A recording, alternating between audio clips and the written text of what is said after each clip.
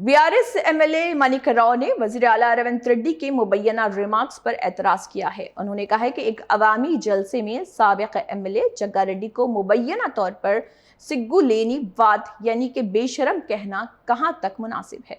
मनिक राव ने रेवंत रेड्डी के तर्ज बयान पर सवाल उठाते हुए सियासी रहनुमाओं के दरमियान एहतराम बरकरार रखने की बात कही। రోజు మరి